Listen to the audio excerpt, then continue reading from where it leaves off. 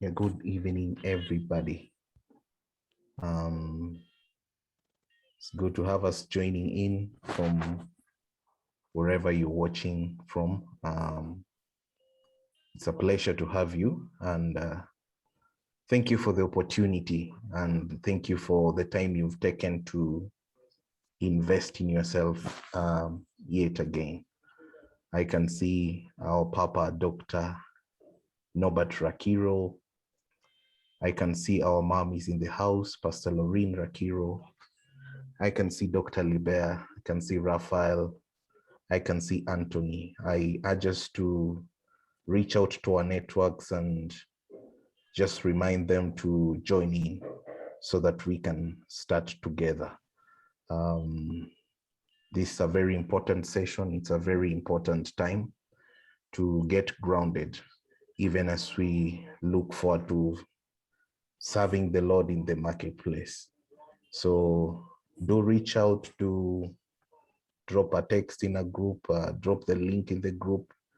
Some people sometimes have issues with accessing the link there afterwards. So if someone can just share the direct link to the meeting, that will be helpful. Yeah, so welcome once again to Kingdom Church August edition. It is a distinct pleasure. My name is Dr. Hagai Emase. I'm a medical officer intern at Kikuyu Hospital, and I'll be the moderator for today's meeting. In the chat box, maybe you can just let us know where you're watching from and where you're tuning in from, so that we can a bit have some engagement, even as we're about to start. Yeah, so even as we just type in the chat box, a few ground rules. Kindly remember to mute your mic unless you are speaking, and kindly remember to raise your hand before you unmute to speak, so that there may be order in the house of the Lord. Yeah, we might be meeting remotely, but we are very aware, we are very conscious that where 2 or 3 are gathered in his name, he's there in their presence. So just to remind us, maybe you can type in the chat box where you're tuning in from, and yeah, maybe your expectation, anything that you feel you can put there. Yeah. Thank you. I see the number is growing.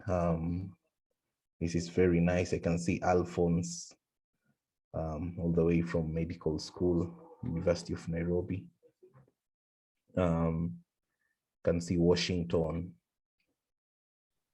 Dr. Njenga, good to see you, brother. Lucy, Raysam, Dr. Banis, Njenga and route from Riverside to Muthiga, along Waiyaki Way. Yeah, so good to have you once again. I take this opportunity to welcome you to the Kingdom Church August edition. And I can't share my screen. Or you need access. Dr. Libert, could you please give Dr. Biko rights to share his screen so that he can do that in due time.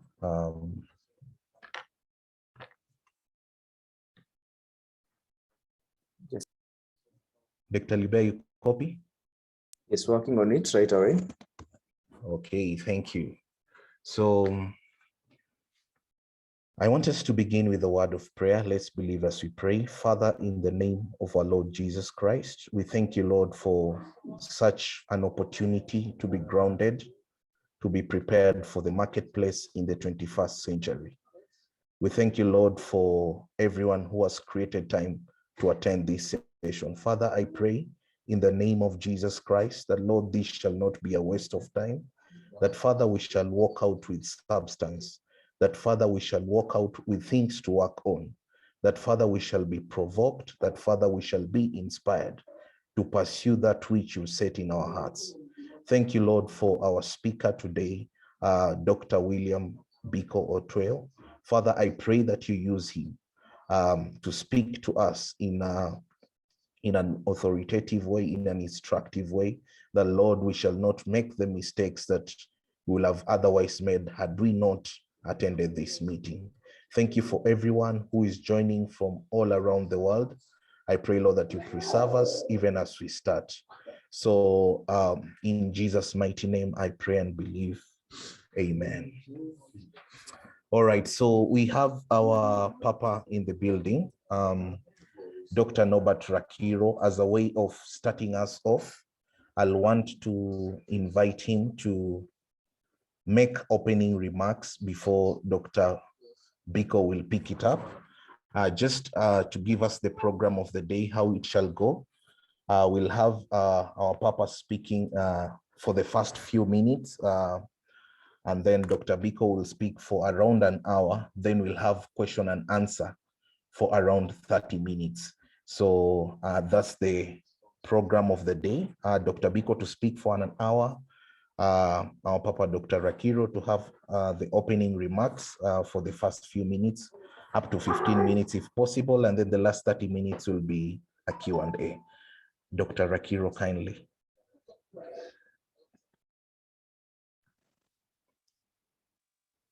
Good evening, everyone.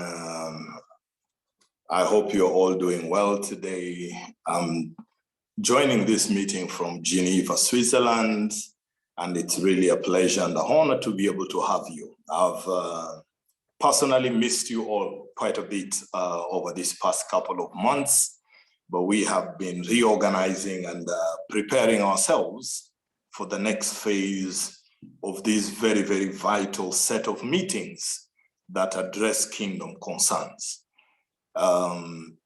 Today, we are privileged and very blessed to have Dr. William Biko joining us.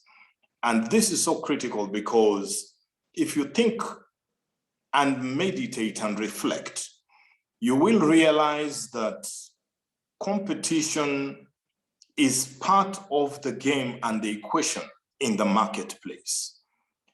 When you reflect back on some of our discussions about the mountains of influence, you do realize, and you could check back on some of our previous recordings, that the rules that generally guide conduct and operation in the mountain of religion do not necessarily translate directly in all the other mountains of influence.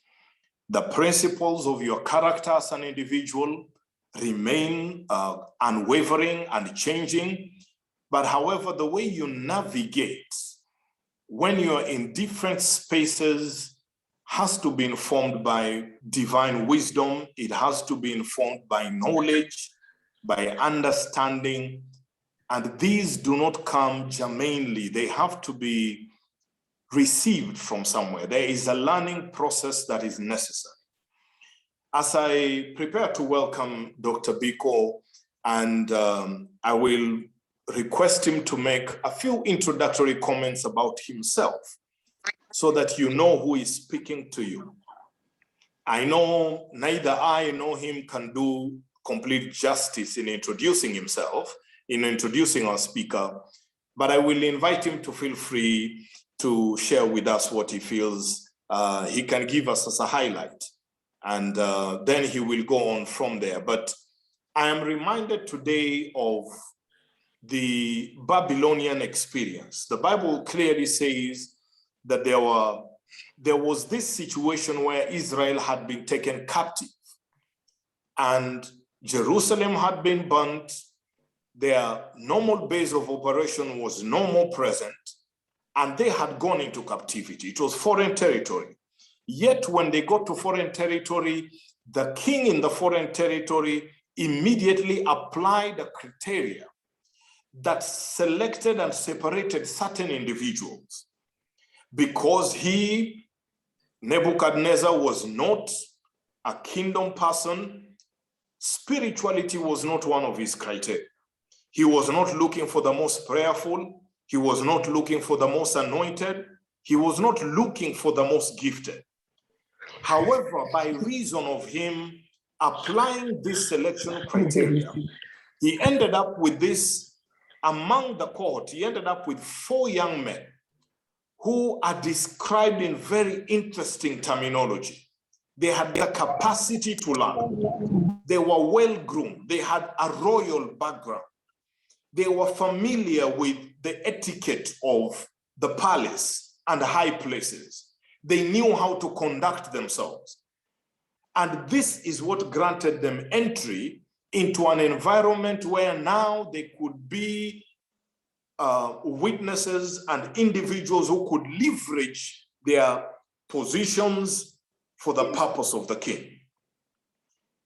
It is this access that allowed us to read about them. It isn't said that they were the only godly young men. No, no, no. But it is clear that they come to the fore because they made the first cut. It is after making the first cut of being selected by the king that suddenly we see a distinction between them and the others. And making this first cut is something that many times men of good character, men of good will and good intention, men walking with, and when I say men, I mean men and women. I am not limited to gender here. Individuals of character and substance fail to make it in the first cut, and therefore their influence is locked out, and nobody is able to ever remember that they came walking on the sands of time when people gaze on the shore in retrospect. And this evening, as we get started, I want to urge you that you must not be satisfied with being okay in your vertical relationship. That is critical, but the purpose for that vertical relationship is so that you can have horizontal influence. And we are beginning a series. I believe with Dr. Biko, we will probably bring him back and a few others to start learning practical ways of navigating the environments that we find ourselves in. Therefore, ladies and gentlemen, this is a critical time. Take notes as you would in class. Prepare questions in advance. If you need to submit them so that what can be answered will be answered and what cannot will then be responded to you later through the email that you have used to register. Therefore, Kingdom Church August 2021 edition welcomes you. And it is my express pleasure and privilege at this point to welcome Dr. William Biko Otueyo, a dear, excellent individual, consummate professional, and a regional entity, a regional individual within the marketplace to speak to us on how to prepare yourself to be able to navigate as you get into the marketplace in the 21st century. So, ladies and gentlemen, please join me in welcoming Dr. William Biko Otueyo. Doc, the floor is yours.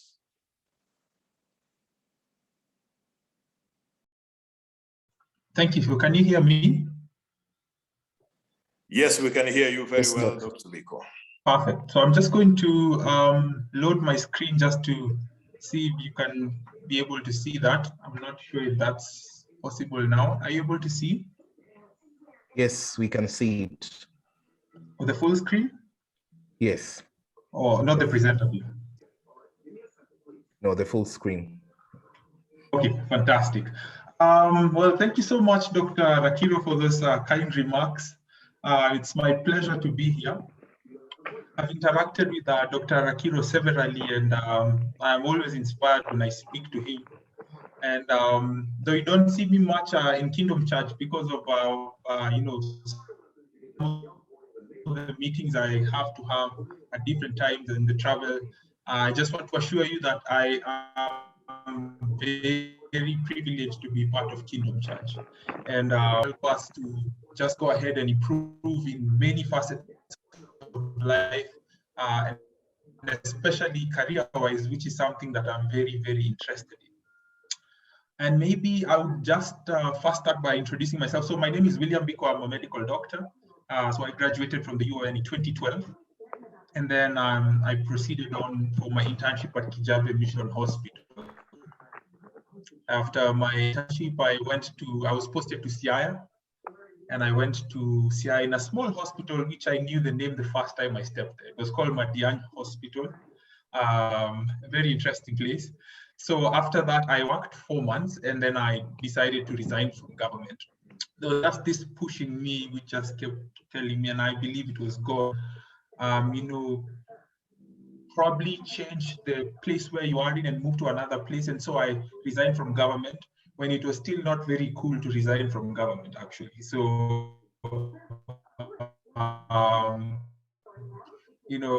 all the uncertainties and all, the government was a good employer. So I went to AAR. At AAR, something interesting happened. It's because before I thought I would always be an orthopedic surgeon and all. But after that experience where I managed to work as a medical officer, and then later on, I was given the opportunity to become a health center manager. And I managed to actually manage a facility which was very new to me. I mean, in most cases, I'm sure you know that doctors usually have this hierarchy where management comes from years of experience. And so this is me for the first time being told, you need to manage this healthcare center. You need to ensure that you're profitable. You need to ensure that you grow your clients. You need to ensure that you see your patients and make them come again next time. And so that was very, very daunting. And in fact, in one of the management meetings, that the first time I encountered the word EBITDA, it was very, very, what can I say? It really scared me at first because I didn't know what that was. I did not have a background in finance. I later came to learn what it meant: earnings before interest, tax, depreciation, amortization. And generally, these are things we were not taught as medics. And one of the assumptions I'm making is a lot of you are from the healthcare practice. I could be wrong. But then this was not something normal for me. And so from then on, I just started getting interest, and I decided to go and do my MBA. So I went to Strathmore Business School, where I did my MBA. But during the time, again, I was working at Strathmore, I got an opportunity to open the next health center, build it from scratch, do the marketing, ensure that we actually paced ourselves in terms of recruiting more specialists and other doctors, and just ensuring everyone got paid and ensuring we marketed. Actually, that's the first time, again, I did business development, which involved going to corporates and speaking to them, telling them why our health center is a good place. And by the time I was leaving, we were in a very strong position. I had learned how to look at, I was learning in school, I felt really quick. However, during this time, again, I felt the urge to move. And so I got the opportunity to join Novartis, East Africa, where I worked as a medical science liaison, and I covered around 3 countries. So that was the first time now I've started going regionally and into other countries, and again, doing the same thing, meeting doctors, telling them about the science of medication, but also working with the marketing team to develop strategies to position our drugs, something I'll speak about today. And again, at this point, I got very interested in marketing, which is basically the main gist of this presentation. You will see, as you see, the title is Positioning Yourself for the Marketplace. I'd been given the topic setting up yourself, but I wanted to start throwing some of these buzzwords so that we can get to appreciate them more. There we worked really well. Actually, in my first year, I got an award, an excellence award, and that just fueled my psyche to just continue doing the best that I could. After some time, I resigned from Novo Nordisk and joined GlaxoSmithKline as medical advisor again, and worked there for around 1 year, 9 months, again, doing the same thing, communicating science, working with marketing to develop business, after which, again, I got an opportunity to go to school again. So I did my second master's at Yale School of Management, which was a very interesting year. Again, this just pushed me beyond the comfort zone of not only being local, not only being regional, but now seeing things from a global perspective. And a lot of the lessons I'm going to tell you here are some things I picked along the way. in which I think I would have done much, much better had I known them earlier. So I think this is a very apt topic that we're speaking about today. Currently, I work for Novo Nordisk. I came back home as a medical advisor in East and Southern Africa. Now I cover 11 regions as 11 countries actually as medical in an area which has over 300 million people. And so I think the experience I've gotten will be very, very useful to you all today. So positioning yourself for the marketplace. Maybe first I want to start by a Bible verse that comes from the book of Proverbs 18:16. I think there could be someone who is not muted. Okay. Can you hear me?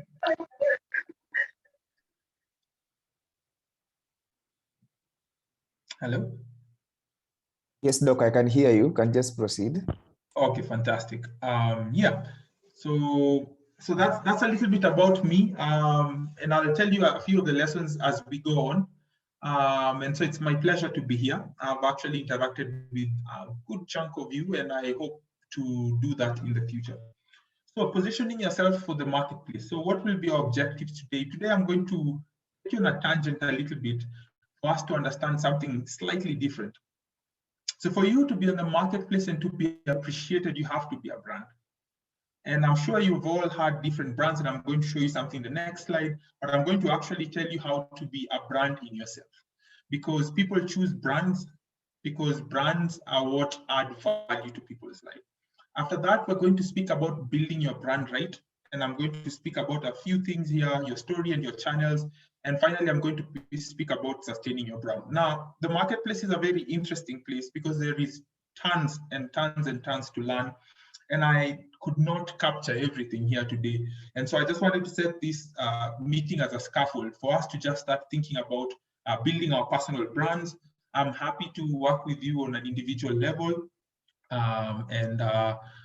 Hopefully we'll at least leave here knowing some of the basics. So maybe I'll move to my next slide. And I have actually put 5 companies there. Before I tried to see if we could vote, but unfortunately I couldn't get the software to assist us in voting ahead of time. And what I've done is I just removed the names of the companies that you see over there, just for us to see if we can identify most of them. So I'm sure you're all aware of Apple and Google and Microsoft, Amazon, Facebook. Those are some of the biggest brands we know. In fact, this is the 2020 evaluation of the top brands globally. And as we can see, these brands are very, very expensive. The value of the brand itself is quite big. So 241 billion. Hey, Doc. That's quite a big figure. That's almost the entire GDP of Kenya. And so we see that brands have a lot of value in them inherently. And so as we think of getting into the marketplace, then my challenge to you is, do you appreciate the brand that you are? Are you doing enough to showcase the brand that you are? And are you working to build or even sustain further than what you already have? Excuse me, Doc. Yeah? Sorry for interrupting, but the slides are not moving. Are they moving now? Yeah, they're moving now. Okay. Sorry about that. So what I have is I have 2 screens here. So they tend to flip sometimes. Let me just see if I could start them again.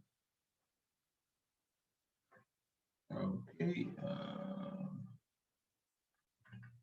Okay, so let me just start it again.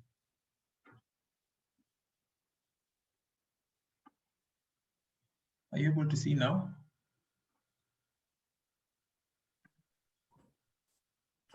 Not just yet.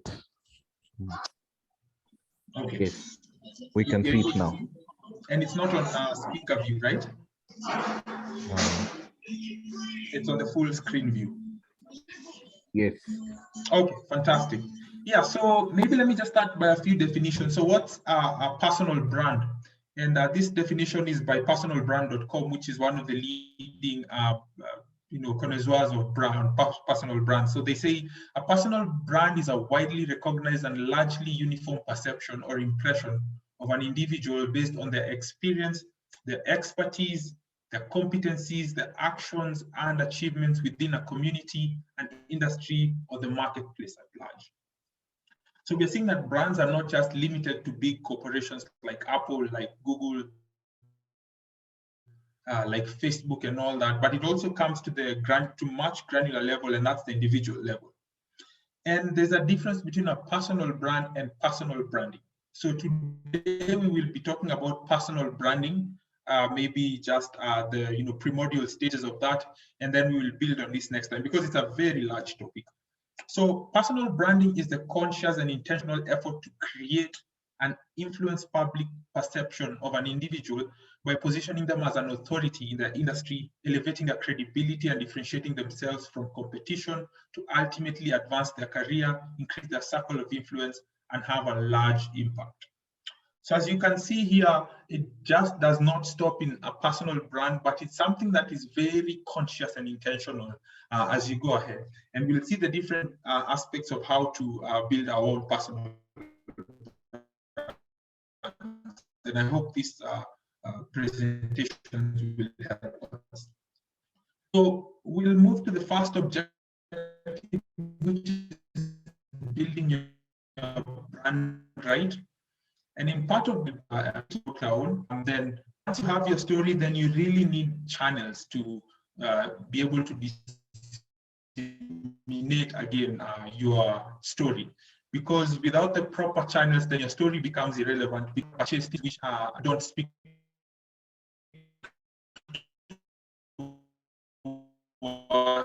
in one way or the other. And that's the same for your career, and that's the same of you as a we're going to speak about making sure that you're actually maxing your. So why is your story important? The story is important and it's very intentional how you are able to communicate your story, because if you do not do it rightly, then it's not going to influence people and it's not going to put you in good light, or being able to at least make people see the inherent value you have or what you bring to the table. So this issue about the story is something I learned when I went for my second master's in the US. It's something that is very, very, very big globally. And as you will learn, brands also have their own stories where they tend to communicate their value, they tend to communicate how they will impact the user or how they will benefit them. And developing a story is something I came to realize very, very difficult, because most of us haven't done that. So what way can we develop our story? And there are the 3 R's basically. That's reflection, researching, and reconstructing your story. One of the best ways I found to build my story, because in school we had to build a 3-minute story, so that whenever you met someone, you met an executive or you are in a coffee chat with some senior person in some company, you should have been able to pitch yourself in 3 minutes. And in these 3 minutes, you needed to have made impact to make this person become interested in either offering you an interview, or at least being able to give you more time in order for you to learn the company. And so it became very, very critical. In fact, you couldn't get into school before you mastered your story.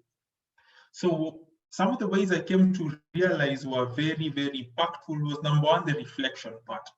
And the reflection part is part of the story that takes the most time, because this is the time you sit yourself down and you go through the different years that you've had, the different experiences, the different education opportunities you've had, and try and list out what you either got from that education, some of the impact you had during that phase in your life, and communicate it in a very impactful way. And it's something I'm going to show you a little bit later. The best thing I found to make your story was to kind of get a plain piece of paper and create what I call a master resume or a master CV. So what you do is you go ahead and start by listing your education, then you go and list your work experience, then you go ahead and list any other additional thing, and then you start joining the dots.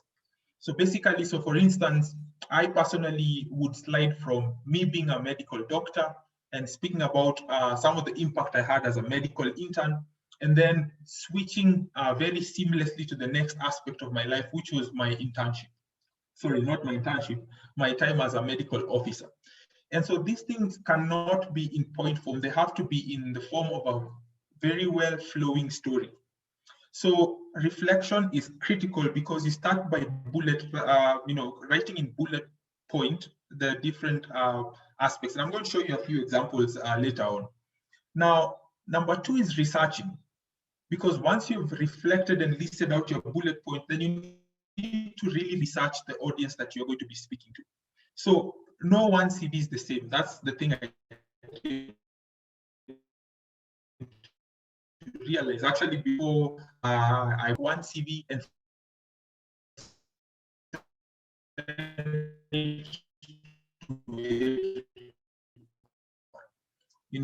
kind of much about who I worked as a doctor, and sending this CV, let's say, to a consulting firm, then would be useless because you would not be communicating the value you have.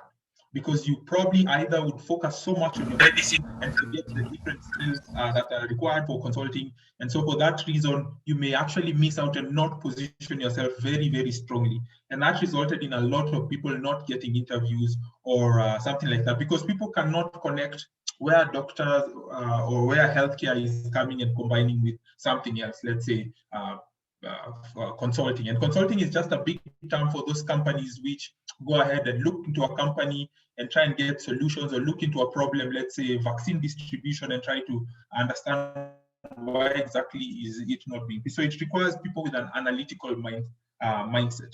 So if you as a person in healthcare don't go ahead to research where you're going to be sending your resume of the people you're going to be meeting for the different aspects, then you are likely to fail to connect with prospective employers, because then they don't see your need. Whereas someone who has probably had this session is someone who is likely to go and look at the aspect of practice where it involves a lot of analysis. So for instance, did you analyze the cause of infection in your unit and try and find solutions to how to reduce the neonatal sepsis, maybe that was being caused by poor handling or by aseptic techniques?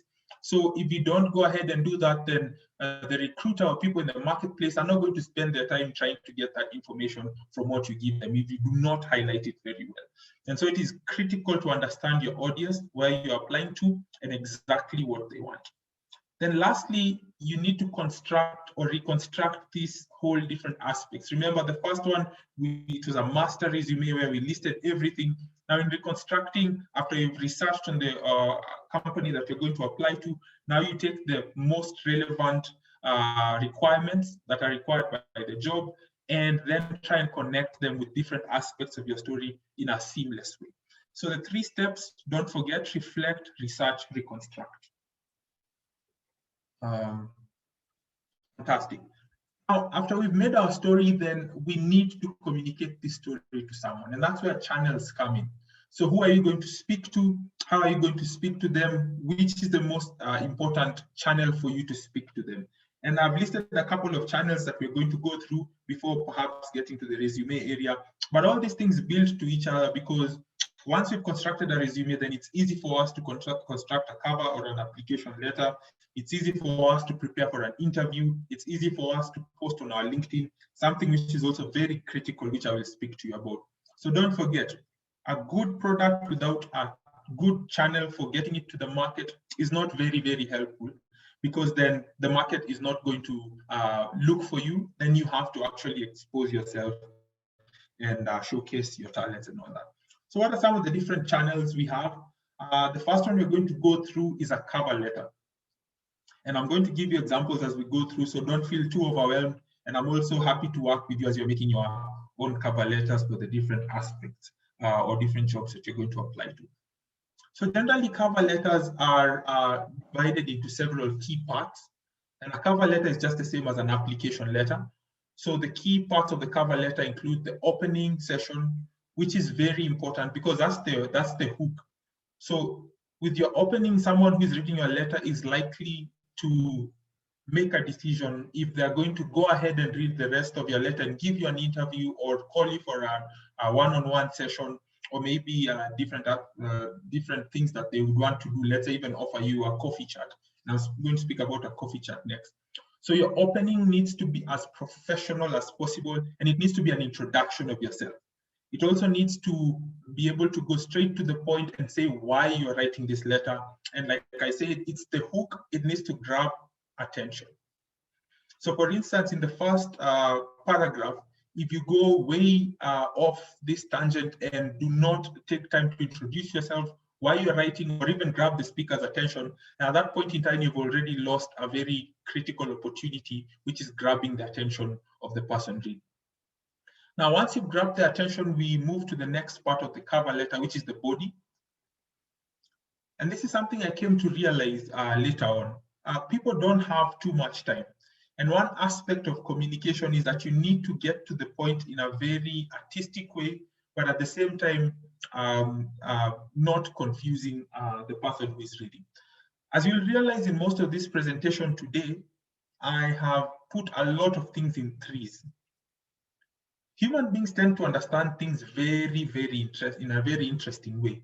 And so the thing I've learned over time is that you need to always stick to threes if you want people to understand what you're saying and get impact immediately. In order for that to open the highlight 3 skills. And in these 3 skills that you highlight, you need to have attributes that you think are necessary for the job, experiences that you've had, and you should be able to quantify. And I'll speak about quantifying a little bit later on. Then you should also be able to illustrate these 3 points using examples of the skills, attributes, and experiences you've had. Then you need to match above 3 skills and attributes to the opportunity at hand. So for instance, if a job description wanted someone with analytical skills, then it's going to be foolhardy for you to perhaps go into the application and maybe focus on teamwork. Already you're not connecting with the market, and we don't dictate to the market what they want. They actually are the ones looking for a product. And so you need to ensure that you have a good product market fit, with the product being you and the market being what it wants. And this need to go ahead and fit in very closely. And even though I'll speak about quantifying impact later on, the other thing I've realized over time is that people tend to want the person who is looking at your resume to actually pick out the impact you've had. Unfortunately, this is not the case. It's very, very difficult for people to do. And so what interviewers or recruiters do is when they see that you're not communicating there very clearly, then they get bored and they don't bother with looking at the rest of your documents, which is a bad thing to you because it's going to impact your progress. And of course, as a good communicator, after speaking about the 3 things which I've mentioned, the skills, attribute, you always need to circle back and tell the person who is you're communicating with what you have told them. So when I was doing my training as an instructor for ATLS and ACLS, we were told, whenever you're speaking to adults, always tell them what you're going to tell them, and then tell them what you've told them. So basically, this creates a full loop of what you're saying and helps someone to come back now and really understand. So remember, we introduced ourselves, we've given 3 highlights, then we are closing by recapping why, what value we bring, let's say, to a company or to an organization. We are reiterating our interests, why we are writing, and then we're giving them a call of action. And I'm going to show you an example right now. So before we move to that, a practical example, always remember that you need to identify and match skills to requirements. And this is important because you cannot use a CV that you applied with for a healthcare role, let's say for another thing in health finance. You need to be very, very careful in identifying and matching skills to requirements. Also remember that you need to be succinct but very impactful. By that I mean, you need to learn to be able to communicate a lot with very, very few words. Now, always remember you need to outline information. I'm going to show you an example of this, so don't worry about that. But outlining is the aspect of actually getting the 3 highlights that you want this person to see, and after you've matched them with the requirements. So it is always important to outline things in paragraphs, in skills, and try to tie that to some of the attributes you bring on board. Whenever you're writing a cover letter, try not to exceed 1 page, because people do not have too much time. And the more you communicate, the less likely you are being succinct, the more likely you are being irrelevant. And remember, a cover letter is not a duplicate of your CV or your resume. So don't go and dump the whole thing there for someone to tend to pick what they need.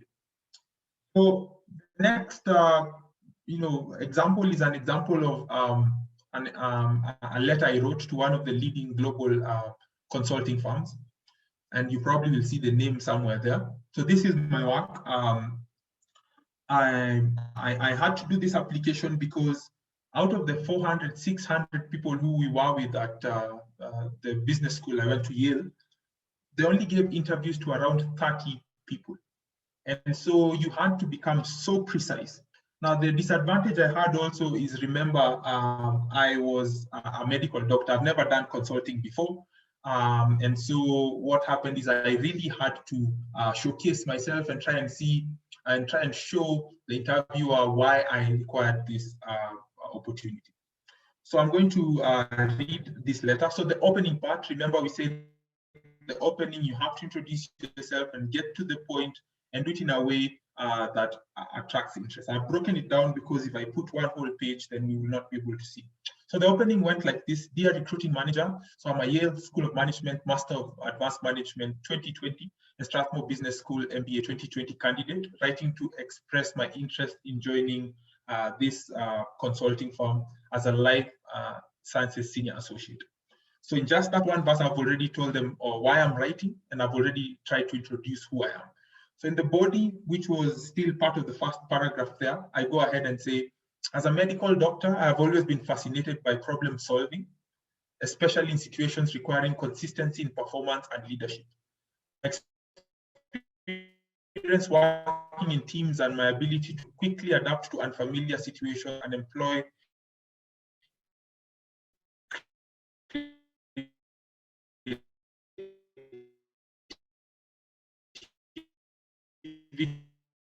in solving complex challenges dollar medical assets while working for two of the leading global pharmaceutical companies. During my coffee chat, and so it's something I'll speak again once I finish reading. So during my coffee chat with you, your own illustration of diversity working with a consultant who once practiced medicine further confirmed what another speaker had told us about their experience as a consultant with an engineering background in the sidelines of a recent meeting we had had with them, and how it had contributed positively to his work as a consultant. Granted a chance to join Bain, I believe that I will also add to the diversity of the team by making use of the following skills that I have accrued during my career. So why this paragraph here was very important is, number one, I had understood that I had not had a consulting background. So during speaking, during the talk I had with this senior consultant, I just tried to tease out if they had ever worked with people who are not in a consulting firm before. And that's why I picked up this issue that their boss had actually been an engineer and that they had actually worked with another doctor. And I used that as a hook to try and show them why I deserved to get an interview with them. Because had I said, here, I'm a medical doctor, then they perhaps would not have seen why I am writing. And if people cannot join the dots, then they're not going to give you that opportunity. So then later on, you see that I've already highlighted my 3 areas. I believe that I will be able to add to the diversity of the team by making use of the following skill sets. So you're trying to focus this person on why they should pick you. Number one, leadership. I implemented the first of its kind hybrid webinar in East Africa, and I go on to communicate impact. The webinar successfully engaged over 300 medical practitioners from Europe, Middle East, and Asia. So I had already zeroed in on one of the things that they were looking at, which is leadership. And the other thing that they were looking at is analytical rigor. So I actually gave an example of where I used analytical rigor again. So I co-developed comprehensive launch plans for market entry of novel heart failure medication in 3 markets. I accurately segmented key client groups, identified strategic launch levers, and helped develop a business case for the global market access team, which used it to approve emerging medicines at a price 400% cheaper compared to developed countries. So again, basically what I'm trying to do here is I was just trying to get my experience and trying to show them what role I played in that experience and trying to quantify. So you'll see a lot of numbers being written here, 400%, 300 medical doctors, and things like that. And the importance of that is that the people reading your article don't understand where you've come from. Always assume that. And so you have to paint for them a very clear picture of the impact that you had, not only about the action you took, but also the impact it resulted in. And to become believable, you always need to quantify. So put numbers in there, and you will see that, let's say if you're coming from healthcare, then that's not something that is very intuitive for you. And so you'll have to get creative at the beginning. So then I'll just move to the closing part of our cover letter. So it's, again, I came back full circle and said, as a full-time management student at the Yale School of Management, I'm further enhancing my quantitative skills by taking courses, and I listed the courses that I was doing. And I went ahead to say this additional skill set will complement my problem-solving capabilities and significantly increase my ability to develop creative solutions to complex business challenges. And so I know this sounds a little bit, like a mouthful for you, but the thing is that these people were looking for people with quantitative background, something I didn't have too much of because I'm a medical doctor. So I went ahead to show them that even though I don't have a quantitative background, I'm actually doing something about it, and that this will help me to sort out, or at least be a part of them. So in summary, application letters are important. Have a good introduction. Use the body to kind of try and establish some rapport with the person who you expect to be reading, and highlight the 3 things that you need to be, that you're bringing on the table, and finally come back full circle and try and wrap it up. Try to clarify anything you have perceived that the, let's say, recruiter or the person giving you the job may, doubt your ability by actually preempting them in the letter. So that's an example of a cover letter. And I've said we don't have too much time, and so today is just a basis. And I'm very happy to maybe work with you in the, going forward. So the other thing that we need to speak about a lot, because it's coming up, and this is another channel, is LinkedIn profile. So I can't see from the participants, but I would really love to see how many people already have a LinkedIn profile. Maybe you can raise your hand just for me to try and see. Okay, so I'm seeing one person. Unfortunately, I can't count. Okay, thousands of hands going up. That's a good thing. Oh, wow. If you don't have a LinkedIn profile, then you're missing out. You really need to go ahead and get a LinkedIn profile. And the reason is because talent is now becoming global, and people will not come to your country, let's say, to apply. In fact, I've been in several situations where headhunters have reached out to me, even from other countries, because of my LinkedIn profile.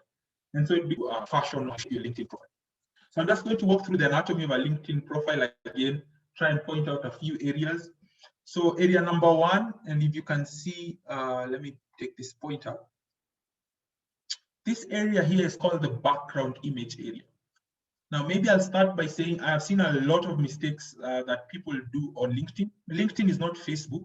And so just be mindful of that when you're trying to set out your profile pic, or trying to at least put some pictorials onto your LinkedIn profile.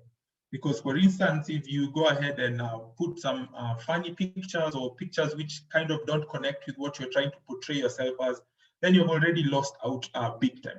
And so in this background area, you always need to put something that kind of communicates the person you are. So in this instance here, we had put the picture of our school just to show that we are in business school, or just to show affiliation with the school. And this,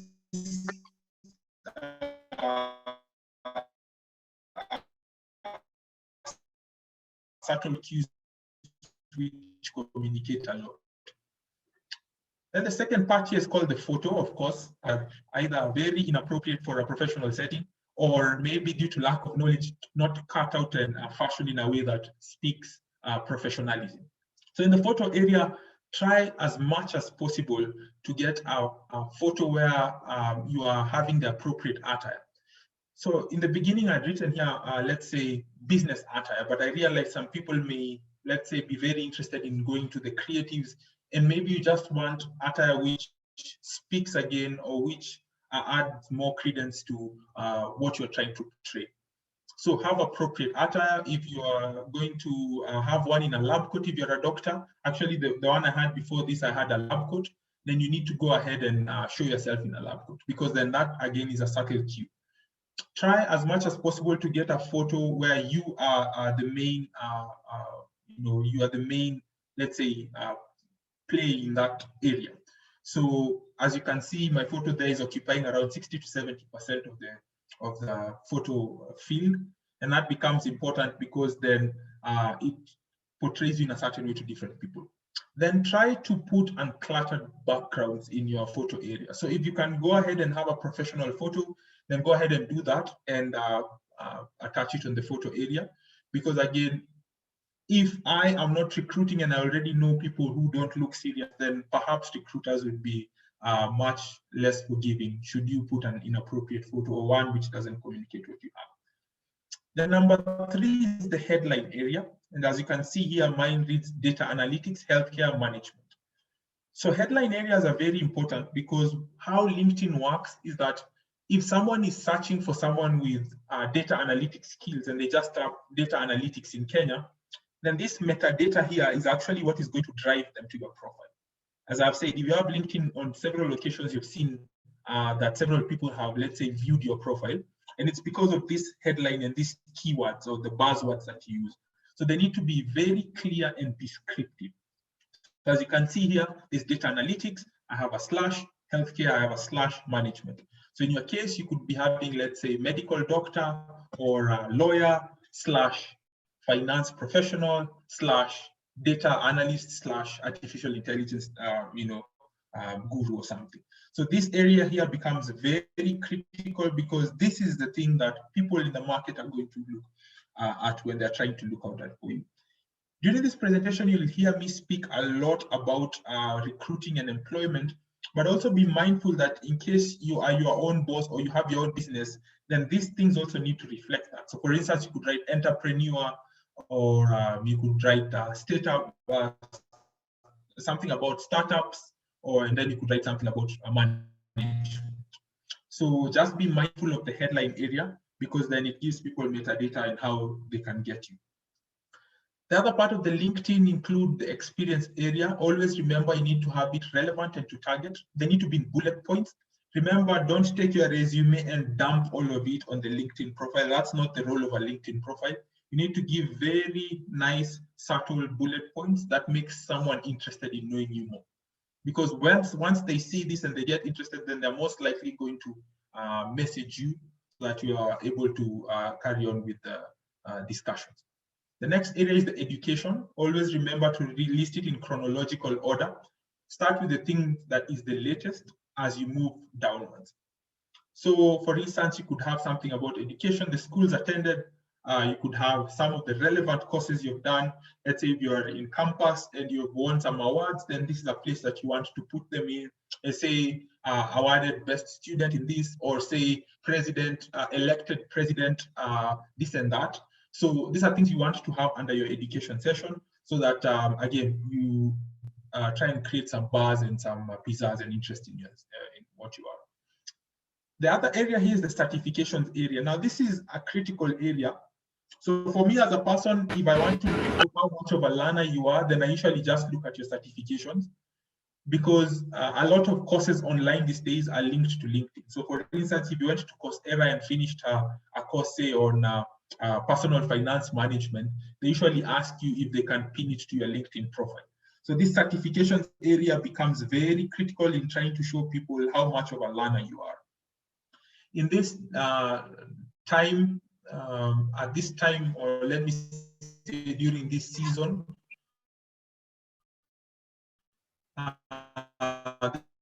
there's a lot of learning which goes people who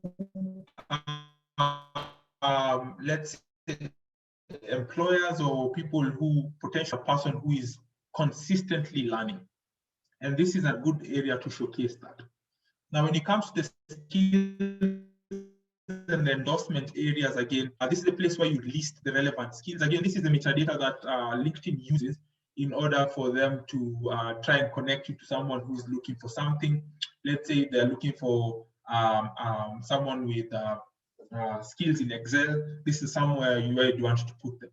And finally, under the skills area, you want to get as many endorsements as you can. So for instance, if you're a lawyer and you've dealt with other people, then let's say manage litigation cases or commercial law or things like that. Then you want to list that under skills and ask people who you work with to endorse you. Because the more you get endorsed, the more, again, people get notified, and the more, again, your profile continues growing it becomes more and more professional. Actually, when you look at your LinkedIn profile, it usually helps you to know what level you are on and gives you several cues on how to make it better. So at some instance, you may see it's beginner, and then it tells you, okay, maybe add more skills and endorsements in order for you to move to the next level. And that's usually found somewhere on your LinkedIn, and you can look for it. It's a very, very useful tool. I moved to the interview. That's again another channel. Remember, we've spoken about the cover letter, we've spoken about social media, and now we're speaking about the interview itself. And it's very important for us to understand that the interview is not just when you're called in to go and have a discussion with someone. So you've done a good job in your LinkedIn profile.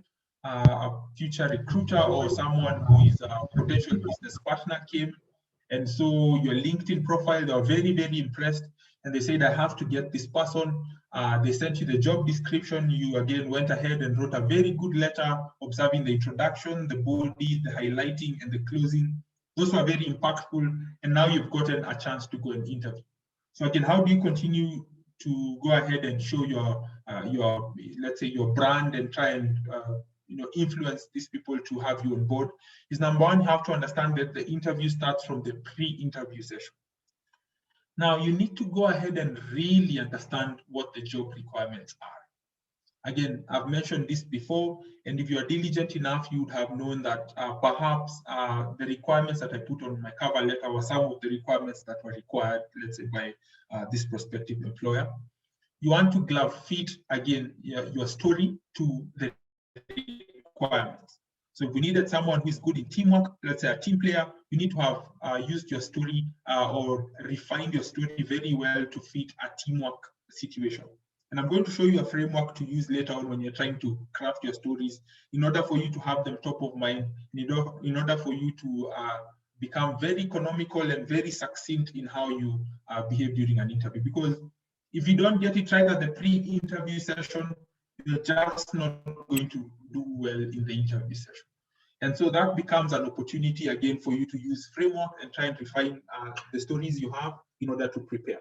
Generally, you need to have an Excel even before interviews where, again, when you're brainstorming and going through your stories, you are writing them in a certain situation so that when you are called for an interview, you can easily quickly look at these frameworks, have them in your mind, know which stories you're going to say during the interview, and kind of go ahead and fashion them in a way that is impactful.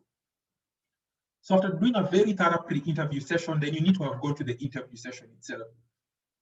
Now, when you get to the interview, there are several things you have to observe. Number one, the visual or how someone sees you is very, very important, the visual cues. Actually, there's a professor who went ahead and did some study where they showed that the words you say constitute just 7% of what people hear. And actually 55% is your body language, is how you interact and how you communicate, and how people see you. And so this starts from you dressing the part, dressing for success. So you need to look your sharpest when you're going for interviews, because for some reason that also gives you confidence in terms of how you interact with people, and also helps you to become more settled. When you feel good, then you're likely to do well in an interview. So always remember, you need to use non-visual cues to your advantage. So for instance, if you're speaking about a story where you're very enthusiastic, so let that show in your face, and don't just have a flat affect where you're speaking about something exciting, but your face shows something completely different. So you need to use the non-visual cues to your advantage. Don't overthrow your hands everywhere and all that, because that looks a little bit clumsy. You need to show some poise in how you handle interview questions and how you interact with the interviewers. Now, interview questions can vary a lot, but some of the ones which are very common are things like strengths, weaknesses, shining moments, conflict management.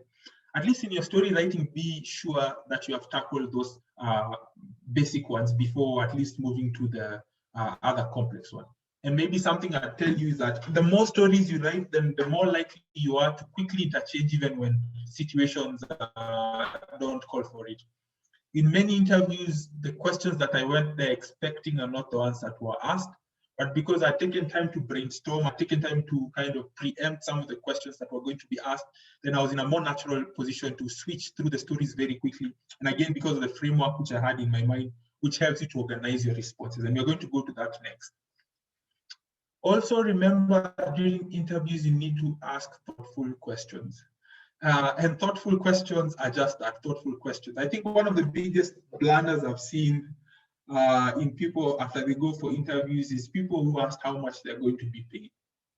You should never ask that question in an interview. And try as much as possible to be wise when that question is asked to you, because that usually puts off so many interviewers. So for instance, the interview has gone well, and then they ask you, so do you have any question for us? And then someone asks, so how much will I be paid? That usually is probably the end of many people. And from that time on, then the interviewer completely loses interest, because it shows that you have other perhaps things that are more concerning to you than the job itself.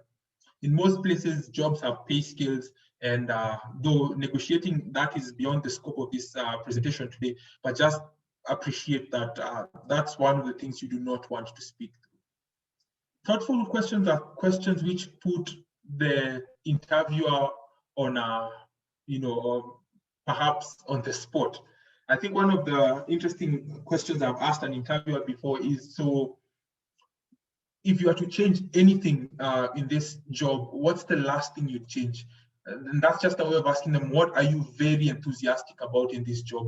And that helps the examiner again realize that you are very interested in the job, and you'd want to know, for instance, what they are really enthusiastic about in their jobs. So always remember, you need to ask thoughtful questions. These things take practice, and the more you speak, the more you go for interviews, the better you become. But there's a lot of resources on YouTube. Anthony Stagg is a fantastic interview prep person. I personally use him all the time when I'm going for interviews, and they kind of help you to understand what questions to ask, how to answer the different questions and things like that. Now, the post-interview, again, is where a lot of people do not showcase themselves, do not showcase their brand. And one of the things people do not do well is thanking the interviewers. So again, this is something I just learned. I probably hadn't picked it up when I was doing my first master's, but in my second one, certainly we had to do. Immediately after an interview, always take time to write a thank you note to your interviewer. And what's a thank you note? A thank you note is just a very thoughtful way of bringing yourself back to the examiner's mind. So for instance, if I interview 500 people, and let's say I interviewed, let's say, Emase, Dr. Emase, and of course I interview 600 people more, and at the end of that, then I have to make a decision. So thank you notes are a way of you going back on top of the pile again, because that's a second touch point you're having with your interviewer. So one of the things, for instance, you want to say is, I really want to thank you for having the interview. I was very impressed with what I saw, the interview, and they looked very interested in the jobs. In fact, I really liked how it was several years, and this makes me think that this is the right decision I'm making by having to interview with you. So I look forward to your response and things like that. So basically what you've done there is that you've gone back again on top of the pile, and because many people don't do this, then you set yourself up for success. So never ever leave an interview without writing a thank you note. It's not soliciting, so it's not for you again going back to say, hey, this is why you should take me. No, it's actually a thoughtful why you think that that company is a good fit for you in a very subtle way. Again, we will see a lot of these things as we interact more. So remember, I've spoken to you about frameworks. frameworks are very, very important. And there's this framework called the HSAR: headline, situation, actions, and results. So most of the time when you're having an interview, the interviewers are not there to have just plain conversations with you. They are speaking with you so that they're able to find out why you should join them, or why. You've seen that this company X is very interested in teamwork, and so as you're making your stories, part of what you are preparing for is a question on teamwork. So what you'd go there is you'd want to check out the competency that is required. In this case, it would be teamwork. Then you would headline. So headline goes something like this. Headline is when someone asks you, so tell me a time when you showed teamwork.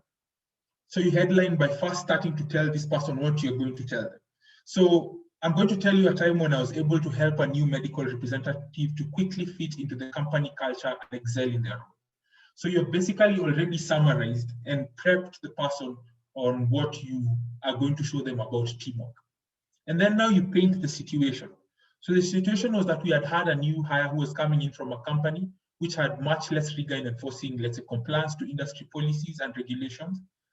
And as a result, this new person was having a hard time setting and keeping up to date with the vast scientific content, which made his team members to think that he was not a good fit for the company and he would not succeed in the role. So I've already done the headline. I've already painted the headline. I've gone to the situation and just tried to build up some situation. Why exactly did teamwork come out in this situation? Then you go to actions. Always list 3 actions that you did. It makes you believable, and then it also makes you be able to, give content in your response. So the actions I took is I went through the content and identified areas where the new sales representative was struggling. The next thing I did is I created extra time to coach and the associate and help them to grasp the content that they were having problems with. Thirdly, I made a conscious effort to always introduce this new sales representative to some of the customers I had known, and also help them, help coach them whenever they had a difficult situation. And then after you've done the actions, then you go to the results. So what were some of the results? Remember, always quantify. It gives greater impact. So what happened is that the medical representative became very confident in their role, and soon they were the best performing medical representative. They actually grew a previously underperforming market 5-fold with a 50% growth within the first year. And in the first year, the medical representative was also awarded as one of the best medical representatives, winning the President's Award. So basically, I've already gone ahead and shown I had teamwork because I took my time to coach a new team member. I headlined what I did. I painted the situation. I gave the 3 actions, and I gave the results. On a good day, I usually just say these things flawlessly, but because we're trying to build the basis, then I will not have enough time. So always remember to use the HSAR framework to write your stories. In fact, go back today and open an Excel sheet and write any interview question you get. Always go to a headline, situation, action, result, list them all on an Excel sheet, because this helps you when you're preparing for interviews and helps you to have stories at the top of your mind, because behavioral interviews generally just try to test out what from your experience is helpful. I know we are almost running out of time, so I'm going to move a little bit quickly. Always remember to use a framework whenever you're going in for an interview. Every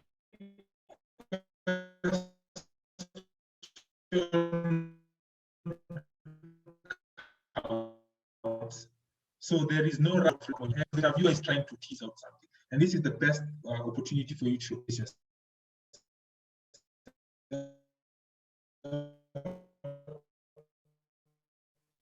Prepare adequate stories ahead of time.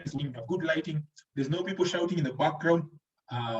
And also you need to realize that you have to have face contact with your cameras. Like right now, I'm not looking at my camera because I'm looking at my notes. And when you're speaking to interviewers, then you need to look dead center into the camera in order to maintain contact. Word of mouth, I'll quickly speak through this. Formal or informational interviews. Let's say if you want to go to a certain company that you're very interested in, for them to see someone is serious, then try have some informational interviews with some people who are working there.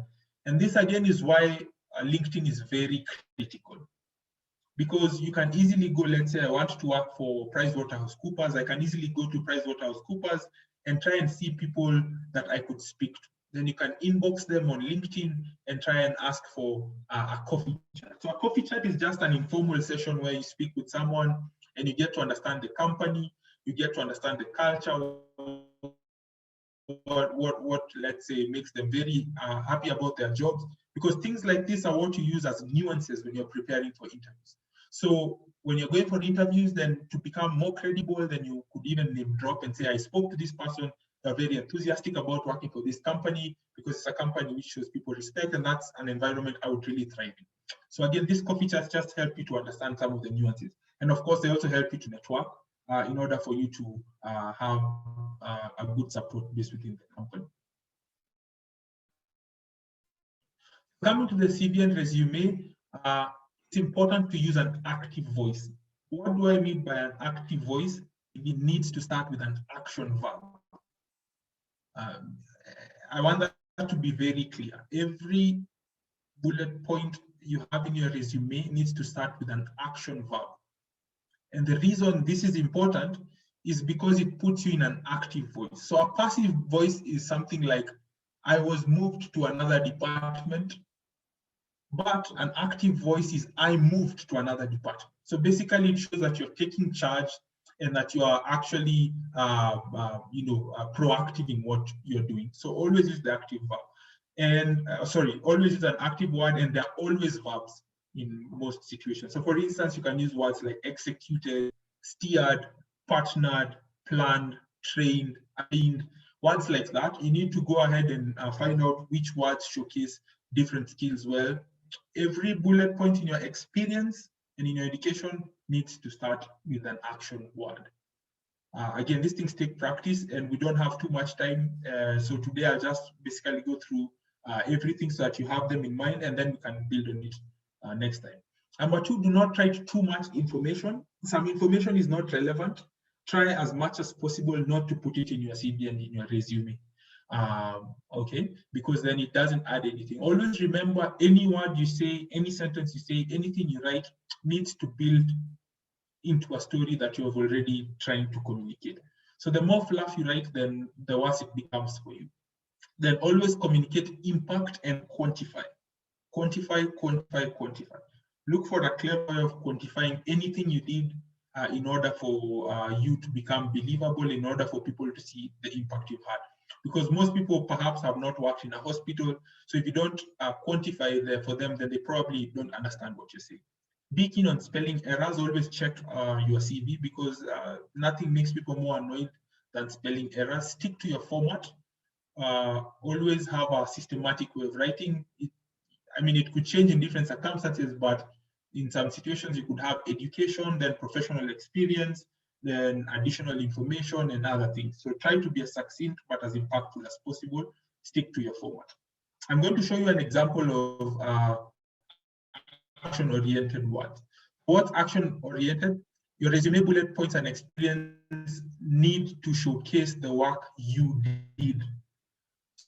So if you start with an action verb, then it shows what you did. Because most of the time people say, I was part of a group, already that is starts raising alarms, because my question is, what did you do? Not what did the team do?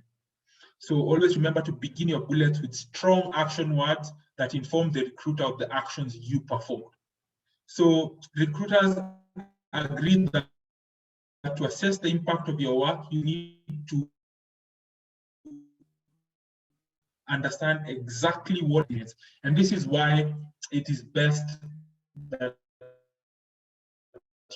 your bullet points start with action verb. So again, you can see example created, content, performed. Okay, so people whose resumes start with good action and strong action words tend to do well. And why is this important, by the way? It's because a lot of resumes and CVs these days are not scored by human beings. They're scored by machines. And these are some of the things that they have been programmed to actually latch onto. So for instance, we've seen a situation where leading consulting firms in Kenya, let's say, are recruiting people. There are going to be thousands of CVs. They're generally not going to interview 1,000 people. They're not even going to read 1,000 CVs.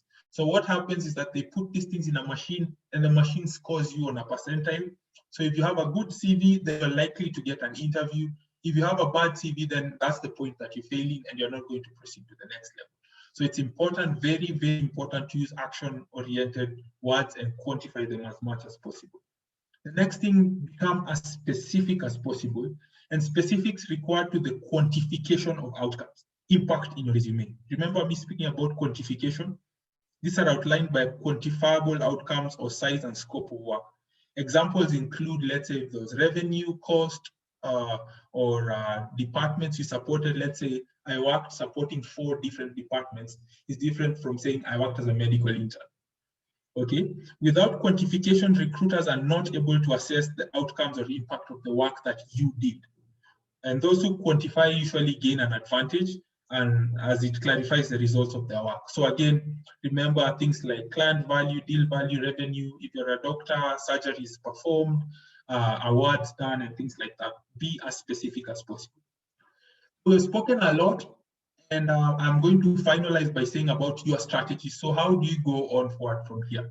And remember, today was not meant to be a very comprehensive session. It's just one to just get you onto the table and get you thinking about these things, and over time, practice, and working with people who have gone ahead. That's what makes the difference. So what are some of the strategies you can have in order to build and sustain your brand equity? And brand equity generally just means how valuable your brand is as a person. Remember, you need to network. The more you network, the more you know about where you're going, the more you know the areas where you need to address. Let's say, for instance, if you're a healthcare person who's not dealt a lot with finance, and you're going, let's say, for a job where they require a lot of finance, then by you networking, you can be able to pick some of the things which disadvantage you. You can now be able to go ahead and work on them. Let's say doing an Excel course and things like that. Apply to as many places as possible. Do as many interviews as possible. These things are all very, very good here. But when you get into the interview, it's something else. So the more you apply, the more interviews you do, the better you become. I can remember some of the first interviews I did were really, really bad. Really, really bad. And by having those interviews, I got an opportunity to go back and to self-criticize and to use the resources I had to see where I went wrong. And the other thing, remember, you need to continuously learn. If something new is not appearing in your CV every quarter of the year, then you're underperforming. So for instance, if you're in school and you're doing something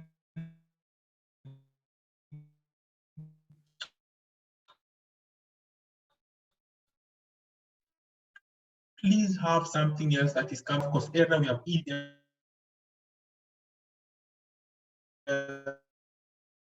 ebooks, we have YouTube, or learn about marketing, how to learn about other, let's say, roles, let's say even during this time of COVID, how to treat COVID patients.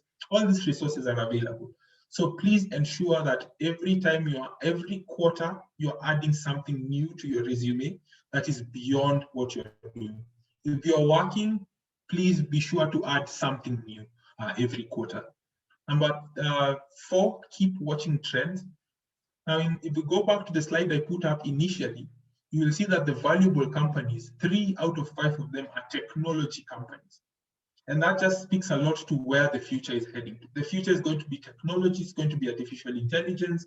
And even if you work, let's say, in a place where you don't think that you need that too much, please be keen on knowing where that is going in your industry and trying to see how you can marry those two. Because if you are irrelevant, and you may be very, very soon, as trends are moving towards technology and artificial intelligence and all that, then it will just be a very, very bad thing. And I'm sure most of you know the story of Kodak. They actually invented the digital camera, but when the digital camera was invented by one person from their facility, they were like, no, this will never go anywhere. We're still selling film, and it's doing really, really well. And what happened? Kodak actually, and I don't know if most of you know Kodak, if you used to know the film companies. Actually, Kodak went really, really, did really badly, was hashed out of the market because everyone now takes photos on their phones. So keep appraised about trends that are occurring and continuously iterate your career plans and goals. So I think that will be it for today. At this point in time, I would be happy to take any questions, and I would be happy to even have any comments on this. Again, I reiterate, this was a very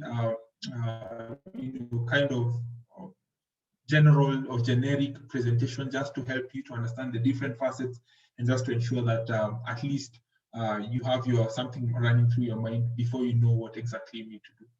So in summary, you have a brand, be careful about it. You are the chief marketing officer of your brand.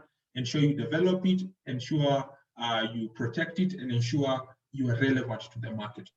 Number two, we've spoken about the different channels through which you can make yourself relevant, from your cover letter, your interview, to other things like your LinkedIn profile and all that. And finally, remember, you consistently need to grow your brand, and that is what will set you apart from other people in the market. So with that, I think I'll hand over back and have any questions that may be there. Thank you so much, Dr. Biko, for that comprehensive presentation. I've really benefited a lot from this presentation. I've been triggered to do some things differently. Yeah, so a couple of questions have come in. The first one is around the social media and how to put yourself out there. So there's a question by a student. He's asking, what can you put as a headline while you're still studying? Let's say you're doing your undergrad studies. Do you put your interests, or does it mean that you need to have done something around data analytics for you to put it as your headlines? Will it be sort of advertising something you are not? And then another question just around the social media space was the impact of other social media footprints on your job search and hunt, and how to balance between socializing and not hurting your job search in the process. And then just maybe you can mention the name of the individual that you've been going to sort of to prepare for interviews, so that we can also looking. And then one more has just come in. Are hobbies really necessary in your CV? Do you need to put hobbies in your CV? And then another one is, how long after Hagai. I can't get all that. Okay. I think we'll start with the first three and then okay, let's start with the first three. Yeah. So okay. So headlines, social media footprints, and the name of the individual that helps you as you prepare for interviews.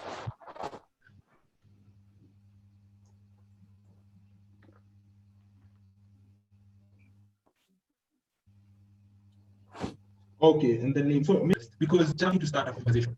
Okay, so I could be interested in, let's say, something like data analytics. I don't have the certification, yes, but it's something I'm working on. It's something I'm interested in. So it's something you could potentially put. Especially as a student, I don't think anyone really expects you to go ahead and have done a lot of these things. But if you're interested in artificial intelligence and you're actively learning about it, so that if someone should come into your messaging and ask you a question or two, it's not something that they would be surprised that you completely green. So you can always put things that you have not even qualified for, but be mindful, there could be things that you're interested in or are working on. So I think that answers that question. And just put them as succinctly as possible. Don't write two very long things. Write most likely one word or something, let's say commercial law stroke, let's say something else, finance stroke something else. It kind of creates a good headline.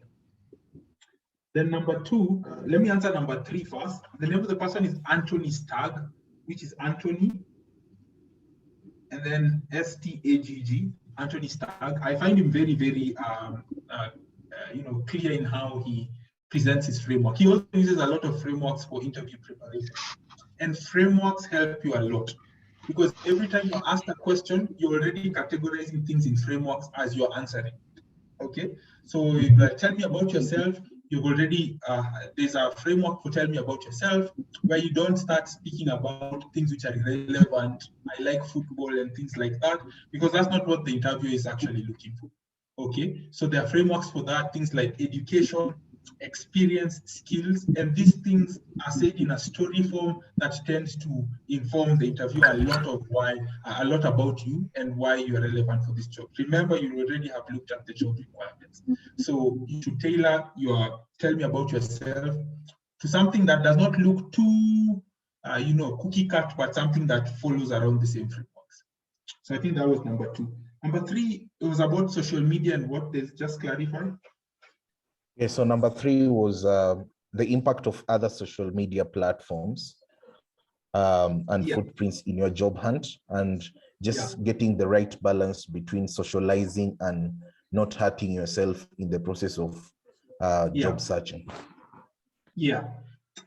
Well, because this is a, kind of a professional and, kind of talk, that the first place you would really want to be in is LinkedIn. And that's a given, and that should be okay. And remember, it is not Facebook, it's not Twitter, and it is not Instagram. Okay. But now the other channels, Instagram, we have, other things, even WhatsApp, in terms of, I see a lot of people these days putting things on their status to try and, so it depends what you want to do. So I see a lot of creatives on places like Instagram and on Twitter, and those are becoming very valuable channels. Let's say you have a business, it is something you'd really want to use, okay? You'd want to use your WhatsApp so that people get to see what you're selling and all that, because I have personally contacted people from their WhatsApp status business-wise. So you need to use the other social media judiciously. The current one, which is therefore professional, is LinkedIn. Maybe the other small ones, but perhaps LinkedIn is the biggest. And the other ones, you want to use them wisely. You can still go to Instagram and say about something you're doing, but you need to be wise about how you go through them. Then I can take the next batch of 3. Yeah, so the next batch of 3 is so number 1, are hobbies really necessary in a CV or a resume? And number 2 is, you've mentioned something about us adding something to our CV at least every quarter. So does this only apply to courses we've done in that quarter, or what other new thing can we add? Then concerning the question on strengths and weaknesses, even before we go do our homework, how do you state your weaknesses without really putting off the interviewer in the process? I mean, those are good questions. Hobbies necessary? I think if you don't plaster them and they take a very big chunk of space, you can definitely put them in there, but they should be some of the last things you put. Let's say probably at the bottom of your CV, you can just list a few. You don't have to list 50. You can just list maybe a few top key ones, and they just make you look, like a human being, because you also don't want to really sanitize and what can I say, sterilize your CV or your resume so that now you just look like a machine.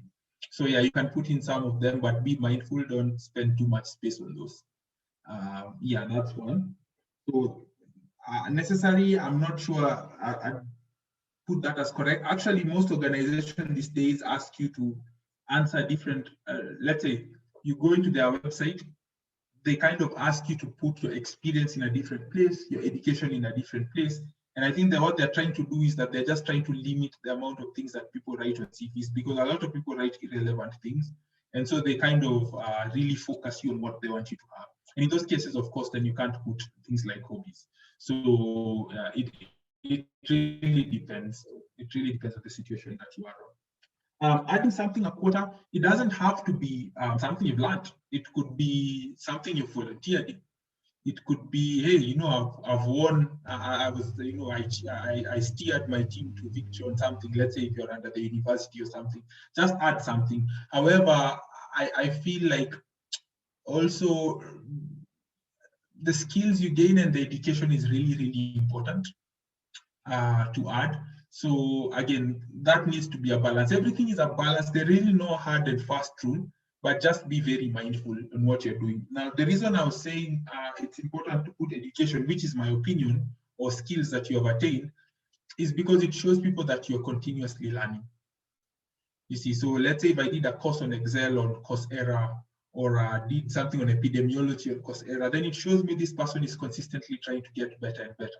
Or I even did design thinking if I am a medical person, because that's also very, very important. You see, so it just shows me that you are using your time well.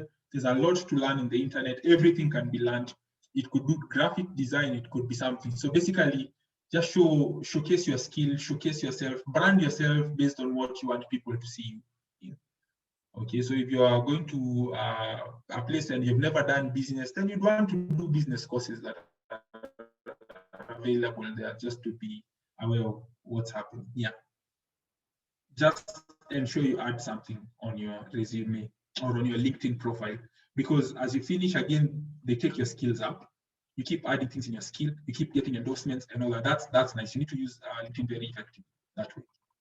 And then weaknesses, you need to be careful about weaknesses. Of course, if the job is asking for teamwork as a requirement, of course, then you can't say, I work well individually. You're getting, because that's already a very bad weakness, because you're already not fit for the job. Okay.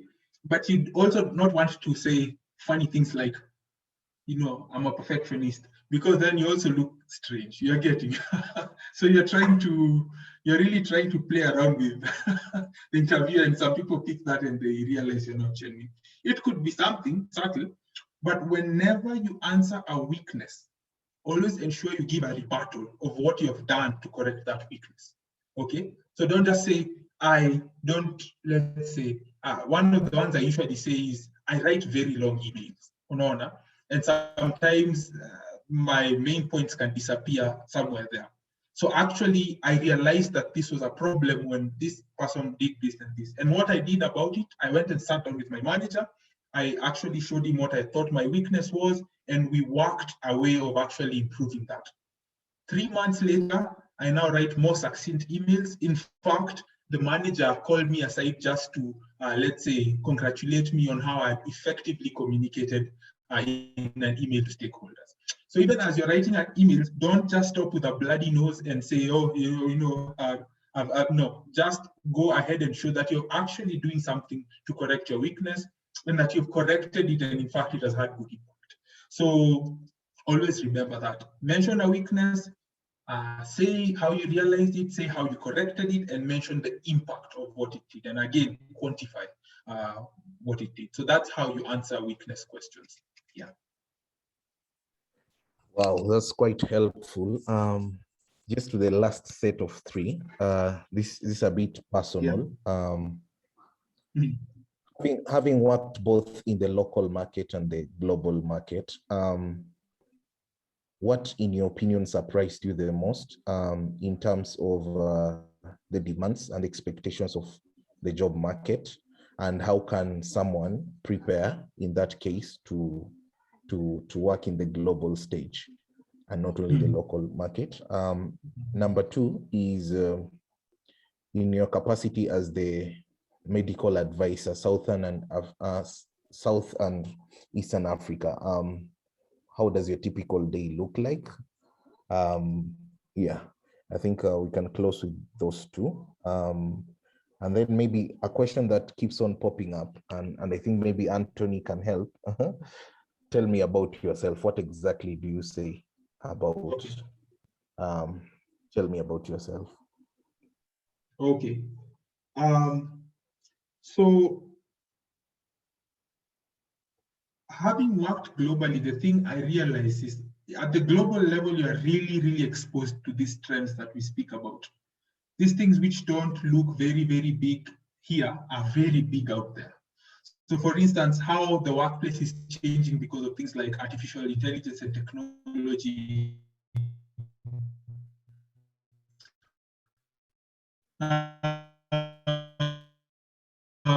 Now you're on the cutting edge, you're on the driver's seat with those things. And I remember one of the things, because even when I was doing my MBA, a lot of what we did here was calculating by calculator. So once I got out there, everyone expects you to be making models in your Excels. You get it? And that was quite something, for me, because I completely was out of the water in that. You're getting, yet people expect you to do it because that's the level that they are in. Okay, so the higher you move, the more you really need to be on the cutting edge of things. Like things should not be catching you by surprise at that point in time, because people now are solving problems using this emerging, and that's why they're emerging in you. And I don't know if you've realized that the world, we used to say the world is a global village, but I think now it's closer home, because I can assure you, a lot of people are now watching, let's say, on TV, Showmax, Netflix, all that stuff. Our TV stations are not what people watch a lot. That's one. We're using Uber a lot, and Uber is not a Kenyan company. Okay, Uber is an international company. So our taxi drivers are losing out. Okay. When we go to jobs and gig jobs and all that stuff, a lot of stuff is being done on the computer, Upwork and all that. So what that's showing us is that, yes, we say the world is a global, and it is, because we're actually getting more and more products coming closer to you, and they can render you irrelevant very quickly. Okay, and so you need to really understand these things. Listen to podcasts if you have time. So let's say when you're going home and there's a lot of traffic and you can't read a book, open a podcast, let's say, or just to understand what's happening in the tech world currently. If you're in healthcare, what's happening at the intersection of health and tech, you're getting. The other thing I usually say a lot, if you're thinking global, then go to LinkedIn and look at the profile of someone, let's say, you admire. Just look at what they've done, okay? And that just kind of leads you to what you should be preparing yourself for. Courses and all that. What are your weaknesses, okay? What does a typical day look like? All these things are on the internet these days. And if you spend time learning and making very good use of your time, then you learn a lot, and that will prepare you for the global space. Because what we did when I went to class, we used to discuss global companies. We never used to discuss, let's say, Kengen and all that. We used to discuss Netflix and what's happening in Netflix. How are they getting customers now? How are they not failing tomorrow? And Etsy and all those things I didn't know. So you have to really be at the cutting edge if it's something global that you're thinking about. Invest a lot of time in learning, a lot of time normalizing what's out there and how it impacts your career and all that. So that's what I'd say about that. Then, my typical day, it varies. So currently I work and I do 11 countries. So let's say, and there's, okay, the time zone is not very different, but I also work with my colleagues from across Africa and across Europe and all that. Our jobs are not just limited to what we do here. We have to have a lot of meetings globally. We have to have a lot of meetings with other teams. And so a typical day can range somewhere from 6, depending on how the work looks like. The thing about my job is there are no specific time tags to it. Okay, so on a day that you want to wake up really early, you can wake up at 6 and get work done. Let's say on a day that I need to, let's say, travel or to meet doctors, then I could start my official work, let's say, even at midday, because I have to meet these people early on in the day and, let's say, interact with them. If I have to train people, then it's really dependent on their time. So you have to facilitate CMEs, and days like that, my day ends at like 9, because you have to interact with the doctors on the platform. You have to interact. It varies. My day is not casting, so then perhaps that's why I really enjoy it, because then I don't have to, have one. It's not an 8 to 5. It depends. The thing is that it's more about your output than the times. So you find yourself working too long, times keep changing. So that's my typical day. Tell me about yourself. The best framework for me has always been ES: education, experience, skills, in a story form. So I'm a medical doctor with over 10 years experience. I studied at the University of Nairobi, where I did my bachelor's in medicine. And then I proceeded to one of the largest faith institutions in the country, which is, let's say, AIC Kijabe. Here I learned a lot about teamwork. I interacted with a lot of teams, with nurses and all that. And I had to leave teams when I was, let's say, doing surgeries. After this, I decided I wanted to get a little more experience in the rural area. So I moved to Siaya.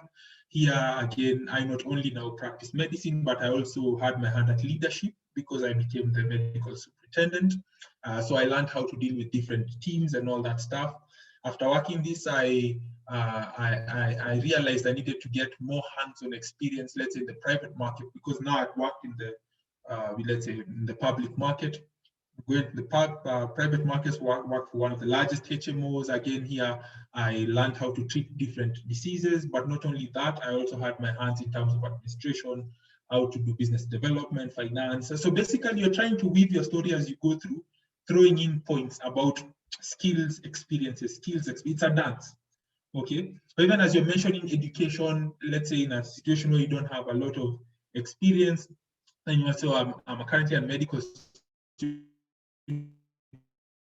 I'm also the chair of this thing where where I lead over 200 students in blah blah blah blah. Okay, so it's basically painting a picture, and this person is trying to see, okay, what are your experiences, what are your, and how does education tie to experiences, and what are the skills you've learned.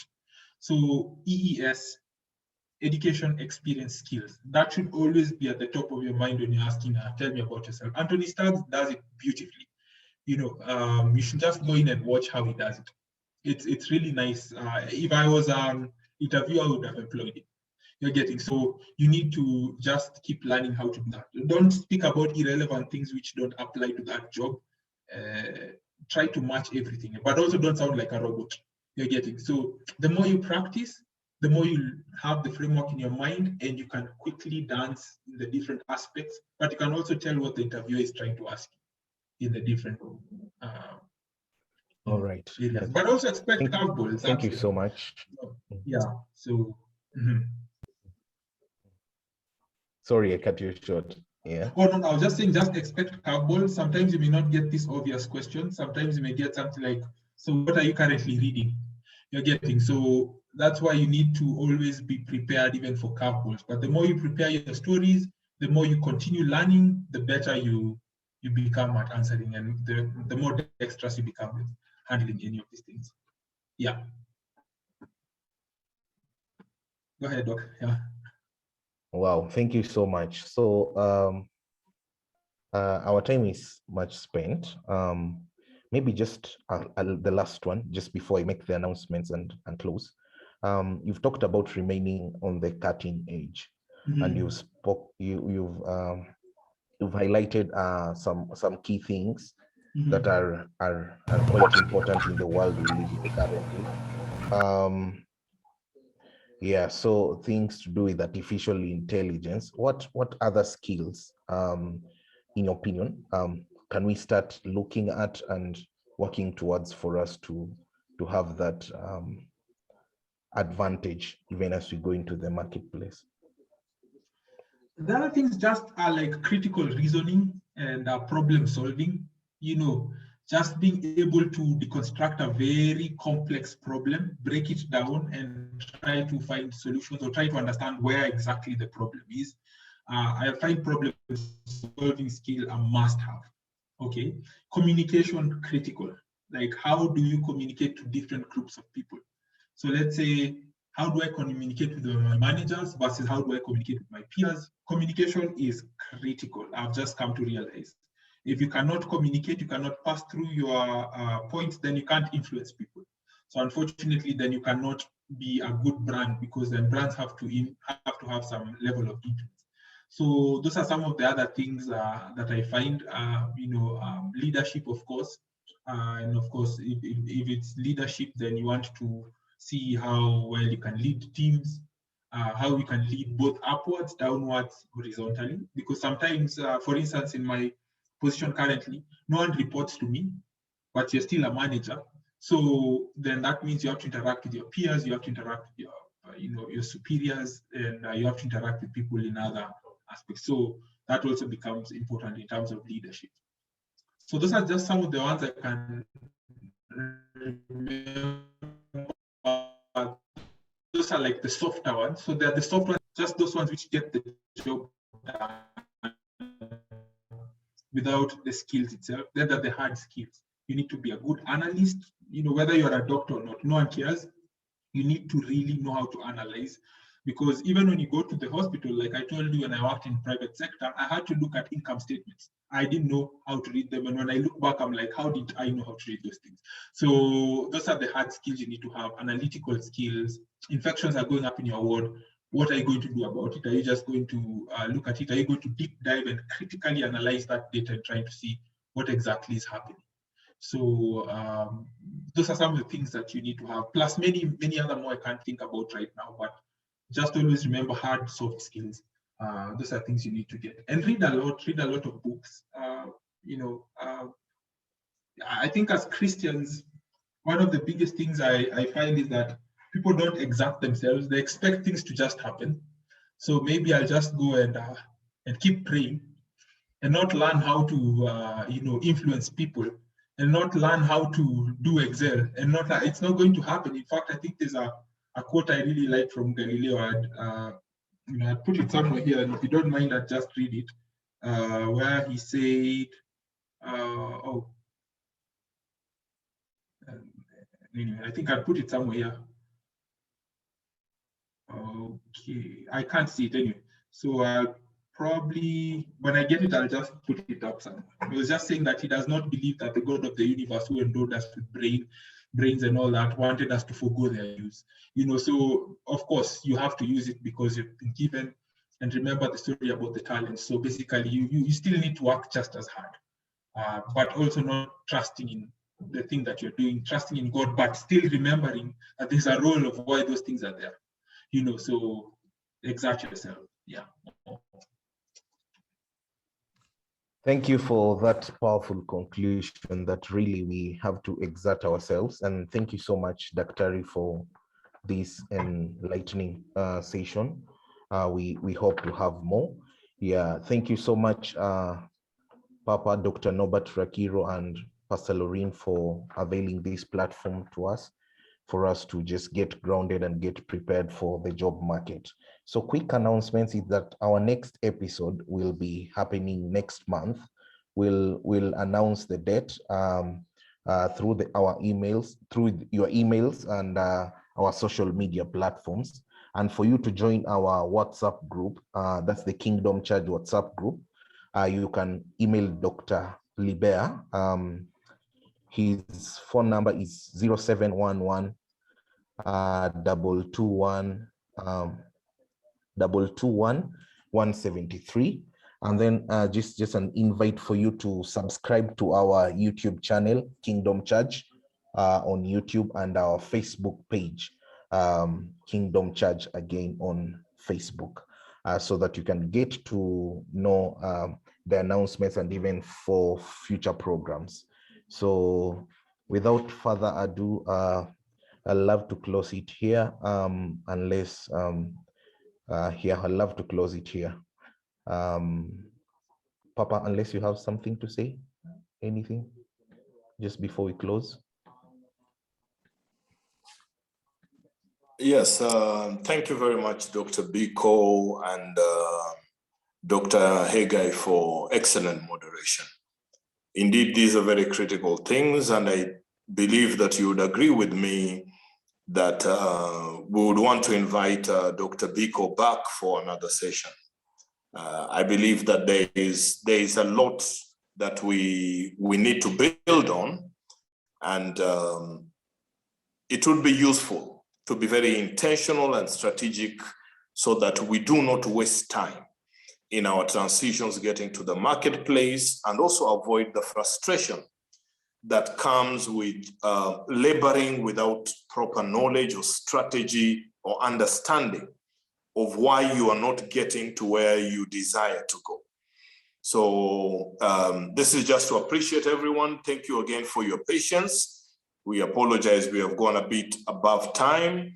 Maybe we needed more time, and we'll consider this in our next meeting.